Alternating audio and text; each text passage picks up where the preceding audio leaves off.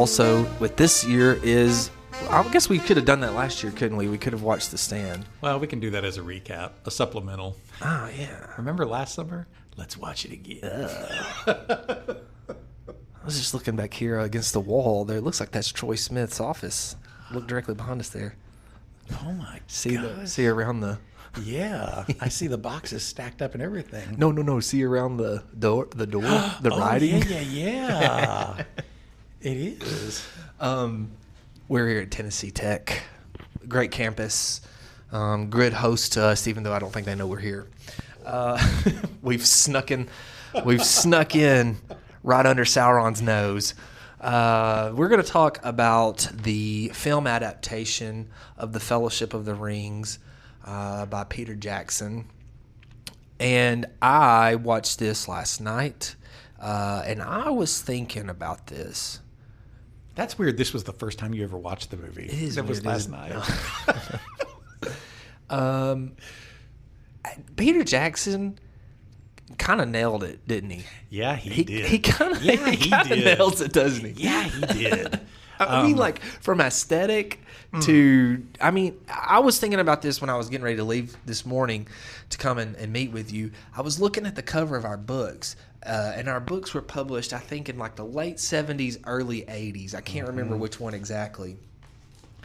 And Peter Jackson nails it, like the aesthetic. And why is that is something I was thinking is like, how does Tolkien create this aesthetic that you can see? Is it because of his descriptions? It has to be, right? It has to be. But also, I had read that Tolkien's inspiration for Middle Earth was actually Switzerland. Oh, I didn't know that. Yeah, like the greater part of the Middle Earth, yeah. And that was something that people, if you watch some of the behind the scenes, there was some discussion about them going to Switzerland to film it, but that apparently Peter Jackson being from New Zealand, it was really important to him to do it in New Zealand. But man, it was like the perfect landscape. Yeah, it was. It's kind of crazy. So Peter Jackson has to, I mean, one of the secrets of this is because he has such a faithful eye and appreciation for the text. You say it's because of all of these descriptions. Peter Jackson's not just, oh, I'm going to make my movie out of this. It's like he wants to make the movie version of this. Yeah. Yeah, he does make a few different choices. We get that. But, I mean, this is so faithful in feel, in aesthetic, in story, in character. Like, Peter Jackson has an appreciation for what Tolkien did with this. And it's like, I want to be faithful to that. I want to make the movie of this. Not my movie. I want to make the movie of this. And I think even the decisions he made, I think as a fan with the books, and maybe I'm wrong to those who are like, we talked about in the last episode, how there are like those people who are deep lore masters, and we're huge fans. I don't know if we're deep lore masters yet, but I'm just wondering, I feel like that most of his decisions were made to fit the filmmaking process better. One thing I was thinking about is when Galadriel's doing her retelling in the beginning, and she's talking about how the rings were forged, and it shows Sauron forging the ring, and he's in his like full armor. If you read the Silmarillion, it talks about, it gives you the story of Sauron creating the ring, and he was essentially like an elf amongst them, and so he could take on these different shapes, but that's like his natural shape is this elf type of person, and that's what he was in when he was forging the ring. But I was thinking from a filmmaker's standpoint, they made all these films at once. I know this is what my big baddie's going to look like eventually. I need to make sure that I continue the continuity, so you're not like, wait, is that Sauron? Is that so? Like, I think a lot of the decisions he made sense to the filmmaking process. I've never really seen anyone upset about some of the decisions that was made, other than like Christopher Tolkien. But I don't know. Do we care about that though? I mean, I don't want to be a jerk. I don't know that I care. Like, what are his big complaints? He just really gets upset. He feels like the violence is celebrated.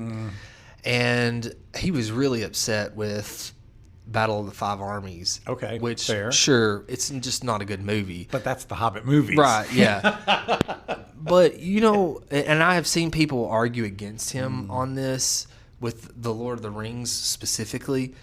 It is a war. Like, it is a war story. Maybe that's not, like, the heart of the message, but you've got good versus evil. Like, it is a part of it. So I've seen a lot of people contradict him with that. Well, I shared that concern before rereading this because I remember thinking Tolkien is so, war is not the solution for things. We shouldn't glorify war. And yet when I watch the movies, I remember here's the Ride of the Rohirrim, and Theoden's going to yell out, death, death. Really? Is that faithful to Tolkien? Well, in Hobbit, when the Battle of the Five Armies gets ready to happen, Bilbo gets conked out and misses the whole thing. Right. And then we hear later, through the sadness and grief of, oh no, Thorin's almost dead and whatnot, we hear how the battle happened, but we don't get to glorify it. Fair. But by fellowship, I mean, there are nuances to where the characters do jump into violent scenarios, not for violence's sake, though. We're talking about differences between book and original movie. I remember how often Frodo was such a weenie baby in the movie version that he'll turn around and just have that sickly look of, do you want the ring? And blah, blah, blah. But in the book, Frodo jumps out and jumps into battle numerous times. He's the one that stabs at the troll first. Yeah. When they're in Khazad-dûm. He is fighting against the Nazgul on Weathertop. And he's the one that lashes out at the Barrow Fiend. Like Frodo numerous times is jumping into these violent situations for protection's sake.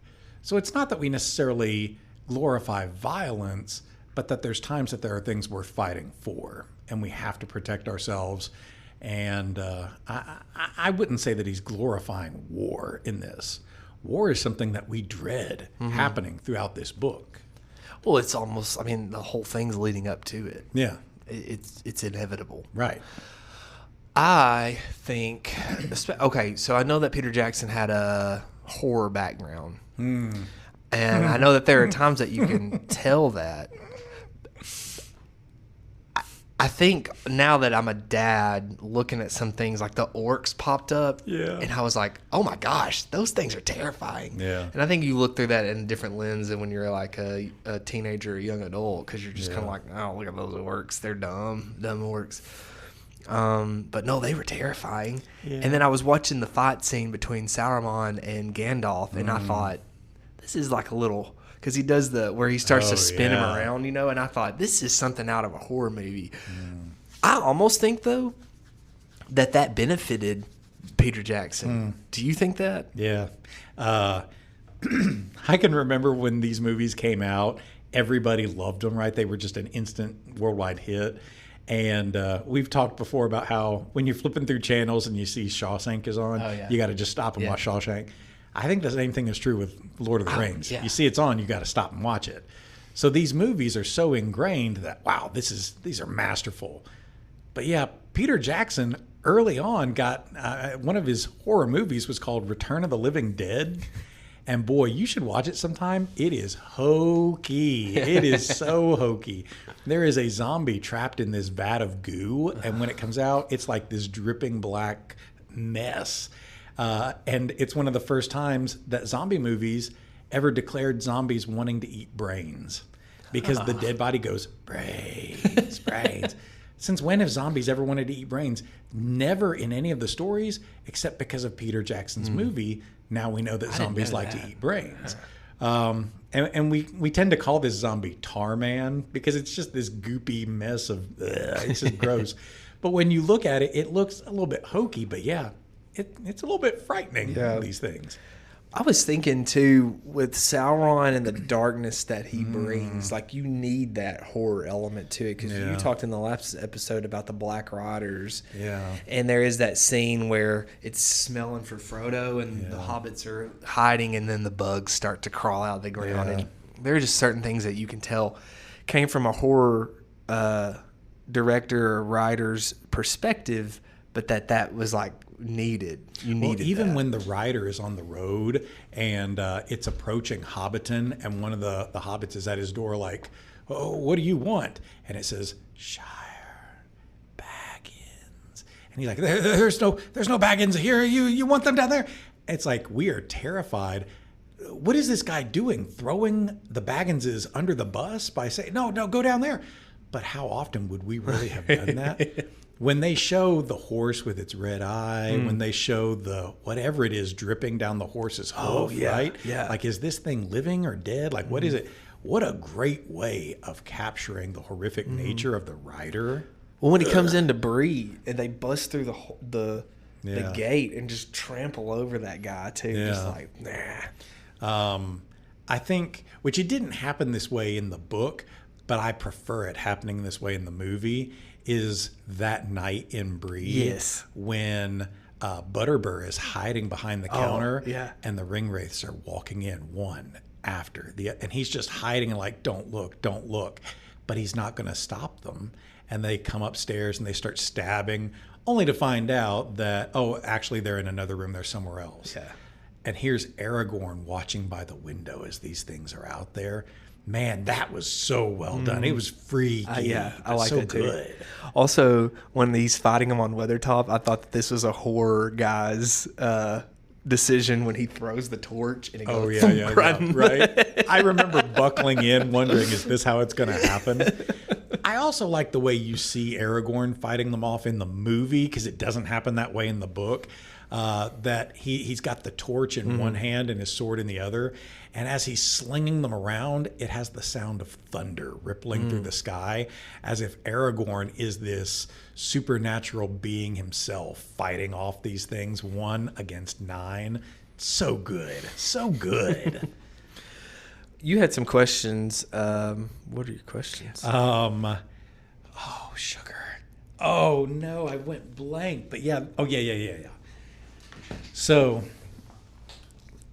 as far as casting choices, number 1, part of the lore is that Sir Christopher Lee is the only one of the cast who actually ever met the Professor Tolkien, and allegedly had Tolkien's blessing that if there's ever a movie, you should play Gandalf. Do you think he should have been Gandalf, or should we leave it with Sir Ian McKellan? I mean, I think you should leave it as it is. But if we had it to do over, if you were there in the late 90s and you were like, we're getting ready to make this movie, who's our Gandalf? You and I have talked about this with Christopher Lee before. I think it's hard to cast him as Gandalf because he is such like the typical villain. Yeah. You know, he's Dracula. Yeah. He's the man with the golden gun, Scaramanga. Yes, that's right. He's Count Dooku. Yeah. You know, he's just got that. I think it's also his voice. Yeah. Just kind of has that draconian sound to it, you know? He was in this black and white movie called City of the Dead, where he's a history professor who's involved with witchcraft, and he's actually luring people to a city inhabited by the dead, and he's like feeding them to witches. And there's so many times he's just like leaning into the screen, giving it that scowl. He's got such a deep, crawly voice. He's lean and gaunt and everything. He makes He's kind of got that long face too. Such a good, noble, evil villain. Yeah, it's funny that you said that. We've talked about that before, because I guess where I was showing my kids some Hobbit clips and where I've been talking about the Lord of the Rings, and my phone has been listening to me. I've been getting some like Lord of the Rings suggestions on my YouTube, and a lot of it's been behind the scenes on the making of the movies. And that was one thing that they talked about, was they came to Christopher Lee and they were like, hey, you're going to be Saruman. They knew that they wanted him. Yeah. And he had asked Peter Jackson, can I audition for Gandalf? And Peter Jackson had said that put him in a weird spot, because he said that they knew from the get-go that they wanted Chris. He was like the only person that they were like, this is who is going to be, that Christopher Lee is going to be Saruman. That they were going to audition for Gandalf because they weren't sure. They thought that they wanted Ian McKellen, but they wanted to audition for it. And he was saying how that put him in such a weird spot, because he was saying, how do you tell Christopher Lee? No. Ugh. First off, no. But secondly, how do you say to Christopher Lee, yeah, why don't you audition for this part instead of just like offering him the role? And so, but that eventually they kind of I guess, like talked around it and got him to agree to be Saruman. I think the reasoning that they told him was, you're the only person we have for Saruman. Like, you're the only person we have in mind. But, I mean, he nails it. Oh, yeah. He's such a good Saruman. He nails it. Because if you had to flip it and say, what, is McKellan going to be Saruman? I can't buy it. I can't either, but, he was Magneto in X-Men. I don't think he's that evil a villain. I just never could wrap my head around him being really Magneto. Well, you talk about, it matters because it's visual, the facial expressions. Yeah. There were some times where Ian McKellen gives these friendly looks. Or when he tells Frodo, a wizard is never late nor early. A wizard arrives promptly when he means to. And then he, you can tell he's trying not to break. I just don't think Christopher Lee could have portrayed that. Not anything against Christopher Lee. I know. He's fantastic. But, McKellen has played villains before, too. Magneto, he's done Macbeth, he's playing plenty of Shakespeare. So I know he knows how to play villains. I just cannot buy him as Saruman over Gandalf. He's so perfect for Gandalf in this. There also was someone that they were planning on doing instead of Viggo Mortensen is Stuart Townsend. And he actually started off filming with them. Yeah, don't they have a couple of scenes with him in it? Yeah. But what was the problem with him? This says here that Townsend was let go the day before filming. It doesn't really say any of the reasons. He would not play ball with them. He would not show up to rehearsal. He would. They would do all these other things like sword fighting and making sure working with horses and stuff.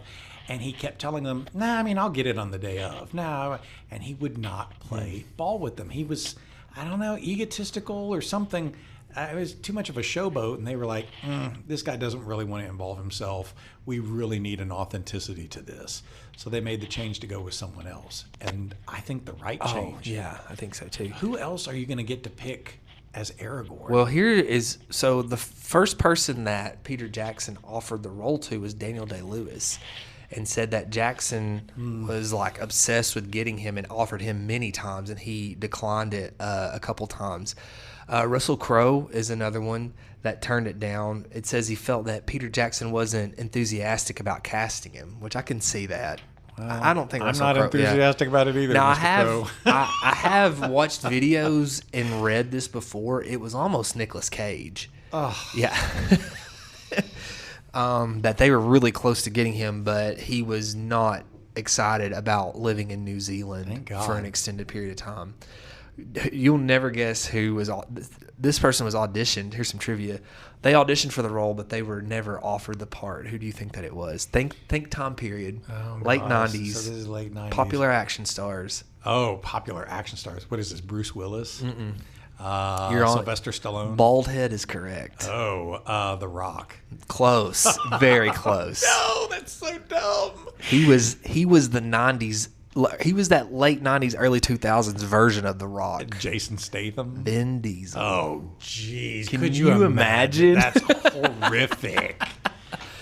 I'm going to take you guys to Weathertop. I cannot wait to find Arwen in here somewhere. Oh, yeah. I know we've talked about Nicolas Cage in some of these roles before, like in Butcher's Crossing and stuff. Yeah.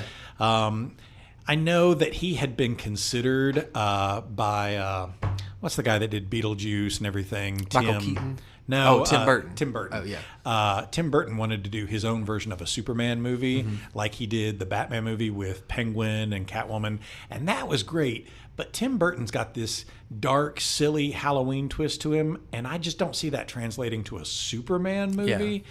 But they gave a nod to it in one of the more recent Superman movies when you see a multiverse of what could have happened in all the different realities of Superman.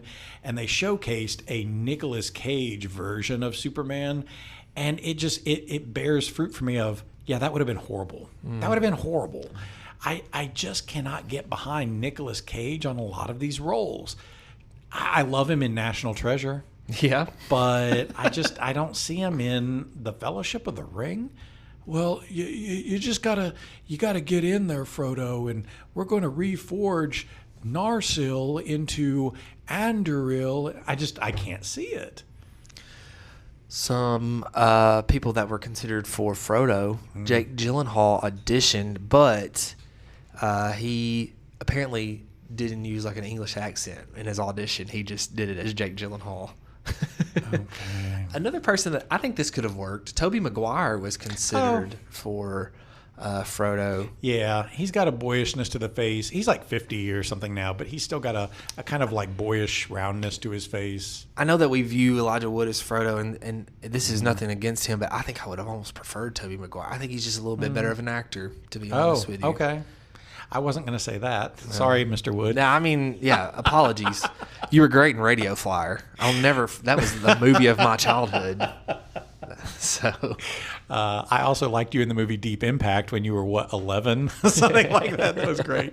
I don't know. Tobey Maguire, yeah, I could have seen that. I mean, I don't think Elijah Wood would have been my first pick for Frodo either, but I don't know how I undo 20-some years of it being Elijah Wood in my head. You know what I mean?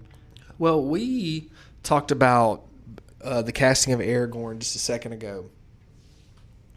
And Viggo Mortensen, to me, was perfect for it. He's noble. We talked about in the last episode, there's that air of humility about it, and Viggo Mortensen is very subtle and can carry that well. Viggo Mortensen was also like all in.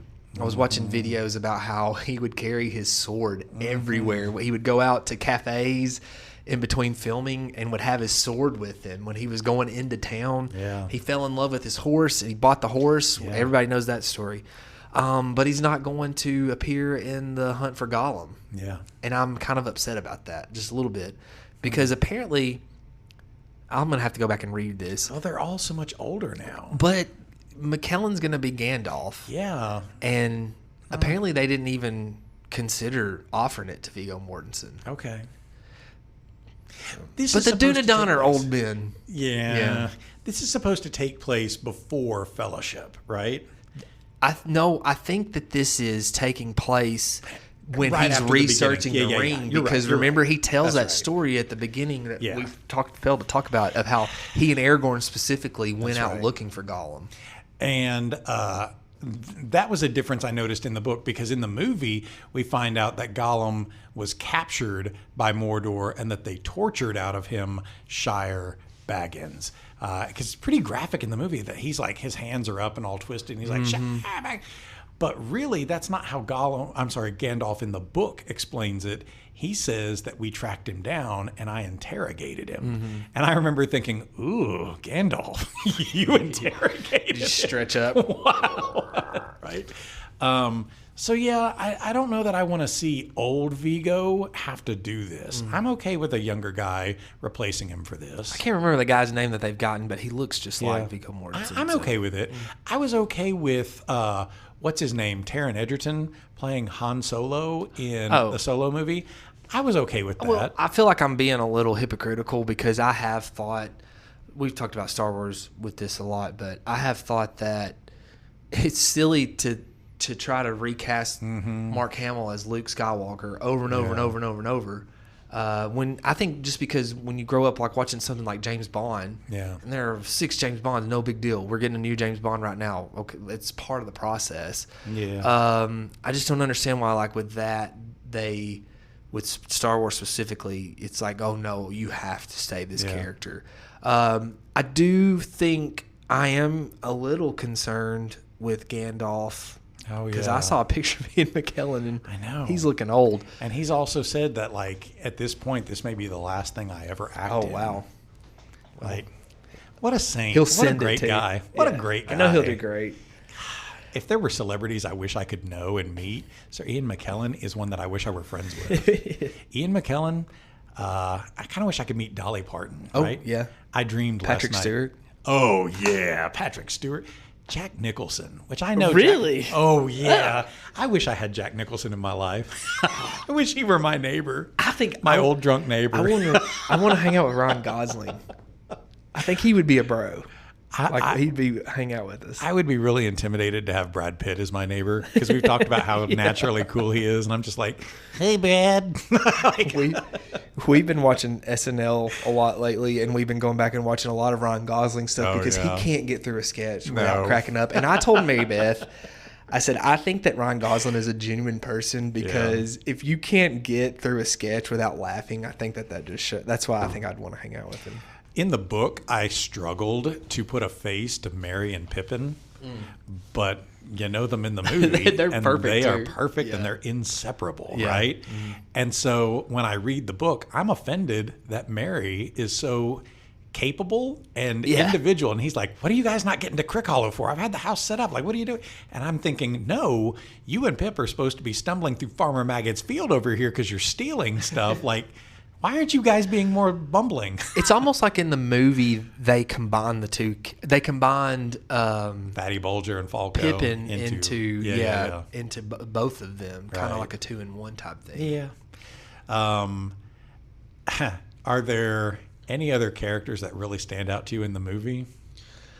Because you haven't hit mine. Is it Liv Tyler? April, I love you. I love April. She is the most amazing woman. And if April and I had never met, I would still have a celebrity crush on Liv Tyler. Like golly, Bill.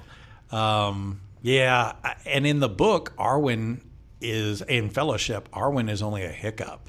You meet her once sitting by the fire talking to Elrond and Aragorn. You meet her once there, but you just see her and she just kind of smiles. And then we hear Aragorn reference her in a line of Elvish, but you don't really see her. In the movie, Liv Tyler shows up to rescue Frodo and race away with him against the Nazgul to get him to Rivendell. But in the book, no, that's Gildor who does that. And you don't see him again. Like, she's such a non-presence in the book. I'm really glad Peter Jackson made her part of the movie. She is perfect. So this is saying that Uma Thurman had originally accepted it, but then got pregnant and so had to decline. I'm glad she got pregnant. I'm glad that they made that choice. Kylie Minogue is rumored to be considered for it, but really Liv Tyler was the other choice after Uma Thurman left. Liv Tyler appeared on the Colbert Show toward the end, and of course, him being such a Lord of the Rings fan is gushing over her, right? And she mentioned how she even still knew some of the lines. Oh, yeah. So it's the whole come and claim him, right, bit. Doesn't she like hold him while she's he's like leaned over on her and she's holding him with the sword up. And she even repeats the line in Elvish when she calls upon the river to suddenly rise. In the book, it's a spell. But in the movie, it's Liv Tyler's character. And she says it, and it's like, her Elvish is perfect when she says it. Man, Liv Tyler. So Elrond, I would not have cast as Hugo Weaving. I thought that he does a great job. Yeah, I agree. But he's the bad. I've never watched the Matrix trilogy, but he's the bad guy in that, right? Agent Smith. And this was right after the Matrix came out, and I was just like, because he's got a little bit of bug-eye temples to his forehead, and I don't know. Okay, this is gonna sound weird, but I just don't think he's like good looking enough. Oh, okay, because the elves are supposed to be hyper pretty, beautiful, perfect, and I don't know. He does a great job. I think he's fantastic. Yeah. I don't know who else you would get for it, but I don't know. I'd have to look through a casting catalog. I'm trying to think. What's the guy's name? Frick. He's okay. Here's an idea. This would have been maybe more doable at the time. Jeremy Irons. Oh, okay. Yeah. So he did the voice of Scar in The Lion King, and he's a prominent actor. But he's got a gravelly, dignified English voice when he talks. I think Jeremy Irons could have been a good Elrond. First choice for Elrond. Who do you think that it was? Do you know this answer? Oh, I don't know. No. David Bowie. Oh, gosh. That would have been pretty cool. With the batch and everything. He was the Goblin King in Labyrinth, and now he could be the Elven King in Fellowship. How about that?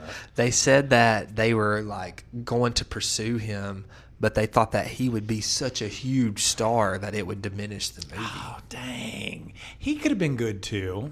Like, I'm glad Hugo Weaving got it. But No, I think Hugo Weaving's fine. Yeah. I think he's fine. Yeah. He works. He does a good job. Yeah. Not as fine as Kate Blanchett as Lady Galadriel. Like, that's another perfect right there. Kate Blanchett. I can see why Gimli was so starstruck with Kate Blanchett looking down at him and just smiling. And it's like, could I have just one strand of your hair? She gave me 3.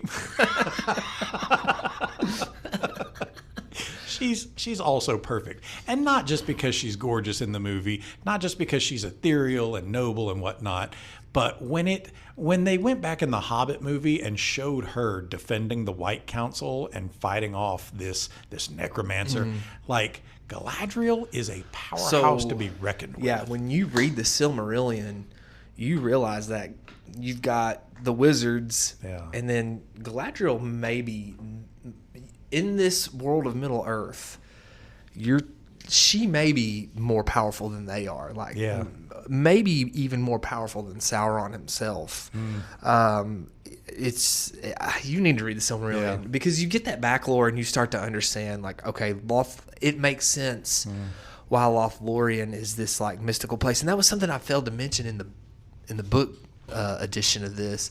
Was I loved how when they got to Lothlorien, they'd be like, oh, this is your magic elven rope. And the elves would be like, I mean, you can call it magic. We just make a good rope.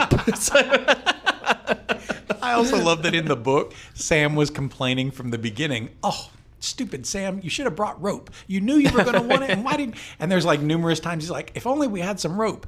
And by golly, the elves give him rope. Yeah. It's because Galadriel looked into his heart. So as far as movie-making choices go, I think that's another great choice. You see the sparkles in her eyes, how they did the lighting setup, because she's supposed to have this remnant of the creation and the light of the original trees in her eyes.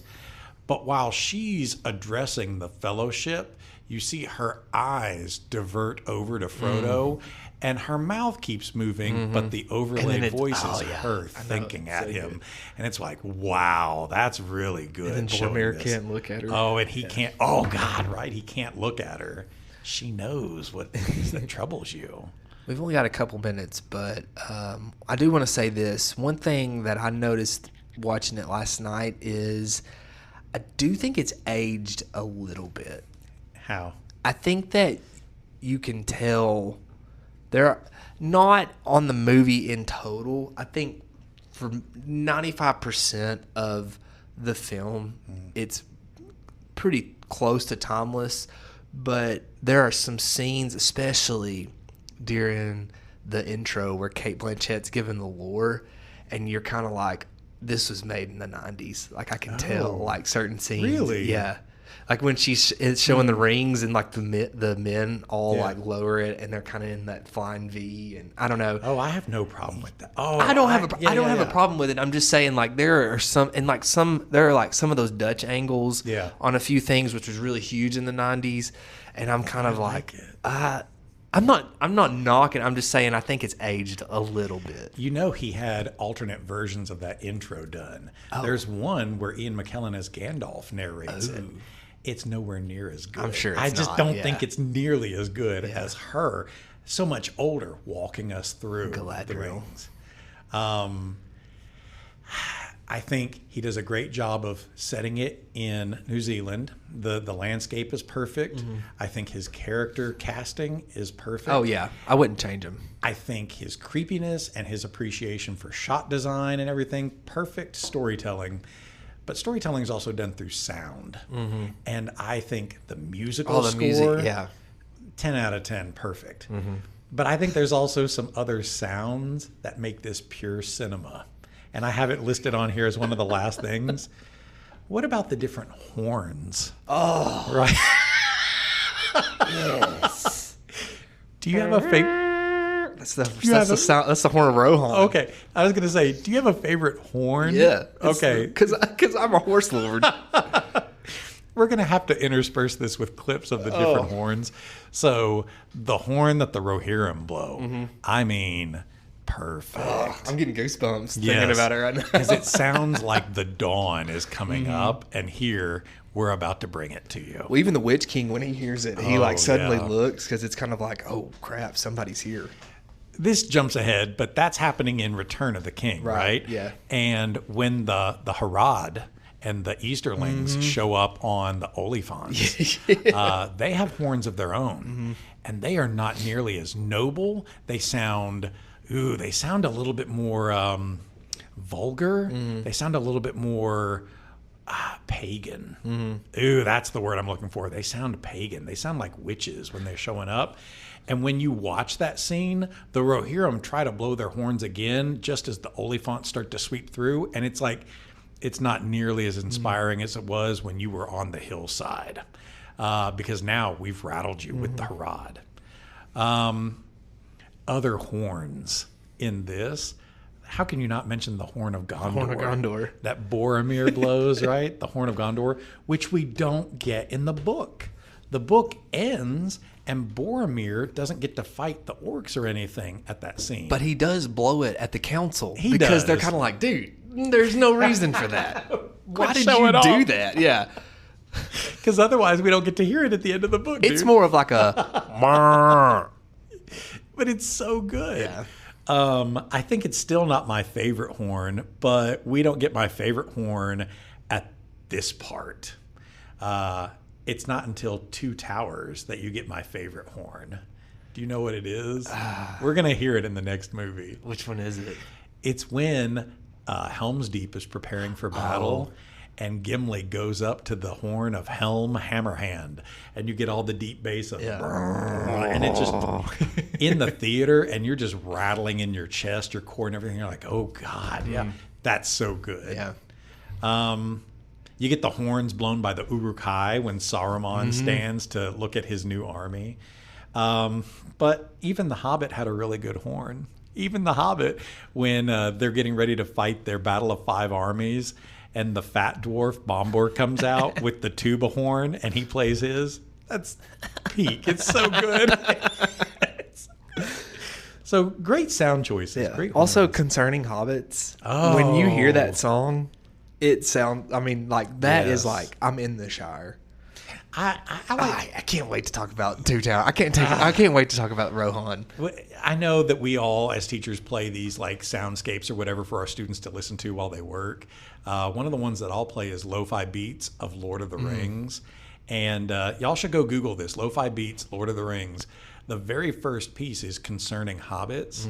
And it's so good because they also intersperse Bilbo saying, concerning...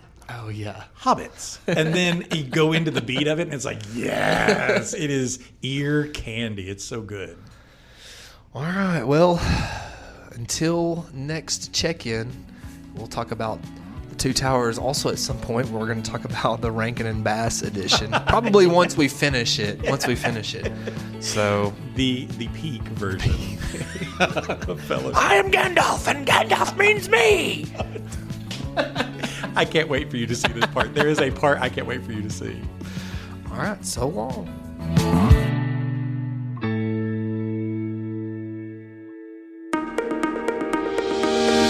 Hey, if you're a fan of good conversations and fresh takes on literature and the kind of school stories that stick with you long after the bell rings, well, I've got a podcast for you. It's called With Honors, and it's where my high school students have taken the microphone, not just to analyze books or talk about our lessons, but to reflect on what we've learned this year, have conversations about what surprised them, how our literature and classroom experiences connect to their real lives.